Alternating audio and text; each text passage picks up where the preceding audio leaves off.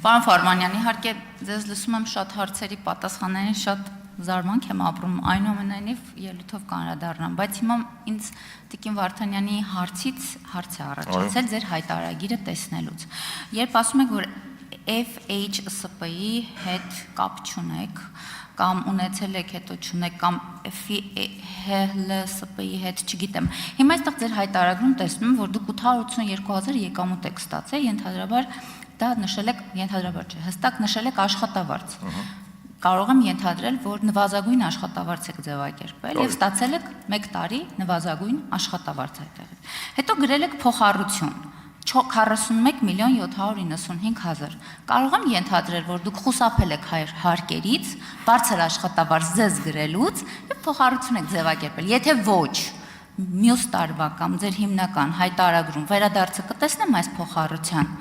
Եթե ժամանակ ունեմ, երկրորդ հարցս էլ հնչեցնեմ։ Դուք երկար տարիներ ՊԵԿ-ում ղեկավար պաշտոն եք զբաղեցրել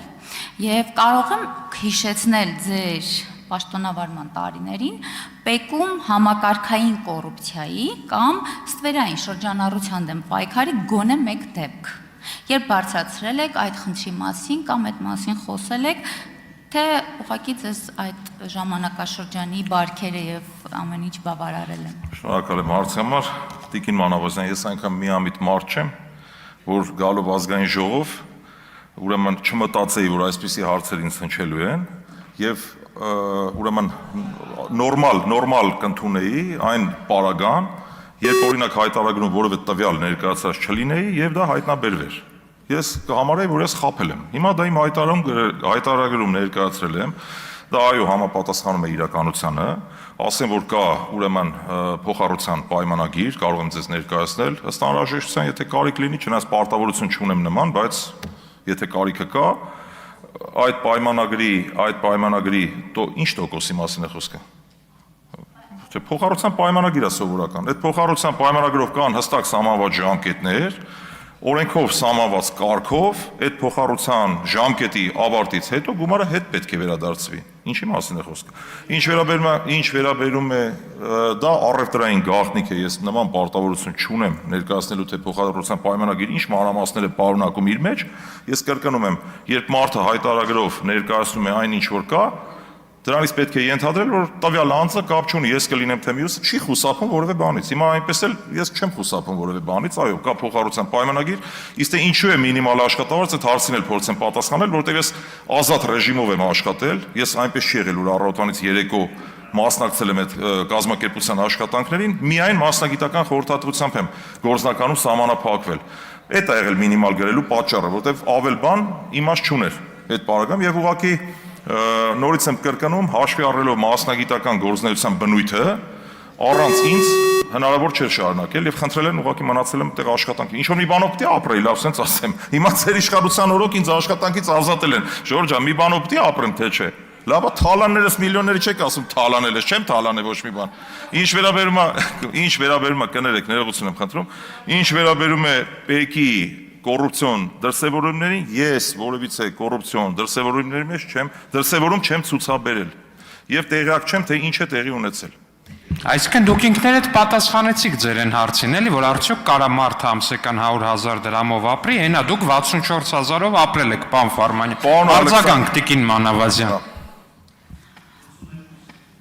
Պարոն Ֆարմանյան, իսկապես չեմ կարողանում ձեր պատասխանից հիմա հասկանամ։ Դուք ինչ գրաֆիկով եք աշխատել, որ նվազագույն աշխատավարձ եք ստացել, եւ ընտանիք եք, ասում եք մի բանով պետքա զբաղվեի։ Ձեր աշխատավարձը նվազագույն աշխատավարձ գումարած 3.5 միլիոն դրամ է եղել, թե փոխառությունը հաշվենք։ Իմ նախորդ հարցի երկրորդ հատվածին չպատասխանեցիք, ինչեր եք բացահայտել, բայց մի հատ էլ եմ հարց տալու, խնդրում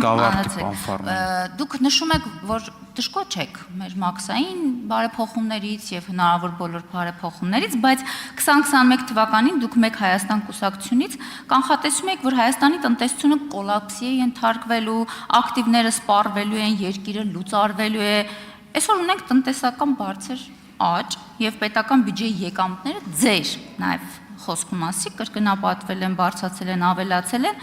ընդունում եք, որ ձեր մասնագիտական կանխատեսումներում սխալվել եք։ Ոչ, չեմ ընդունում, որտեղ այսօր մենք ունենք մի իրավիճակ, որ Հայաստանի առջև խնդիր է դրված, կամ մնալ ԵԱՏՄ-ում, կամ ԵԱՏՄ-ից դուրս գալ։ Կոլապսի վերաբերյալ իմ կանխատեսումները շարունակում են մնալ ուժի մեջ, Տիկին Մանավազյան, ինչ վերաբերում է ձեր նախորդ հարցին, կապված նորից իմ հայտարարագրի հետ, ես երևի լավ չեք ուսումնասիրել, որտեվ հայտարարագիրը վերաբերում էր 25 թվականին, եթե չեմ սխալվում, ես 2023 թվականից 25 թվականը ներառյալ եղել եմ խոշոր կառուցապատող ընկերության տնօրեն եւ ստացել եմ շատ բարձր աշխատավարձ։ Պեկի համապատասխան էջերում կգտնեք այդ մասին, թե ինչքան եկամտային հարկ եմ ես վճարել, եւ այդ բարձր աշխատավարձից բավարար է եղել, որ դրան զուգահեռ նաեւ զբաղվեմ այս մասնագիտական գործունեությամբ եւ նորմալ ապրեմ, պարոն Ալեքսանյան, ուղղակի սա ձեր կասկածները փարատելու համար եմ ասում, այդ առումով խնդիր չի եղել։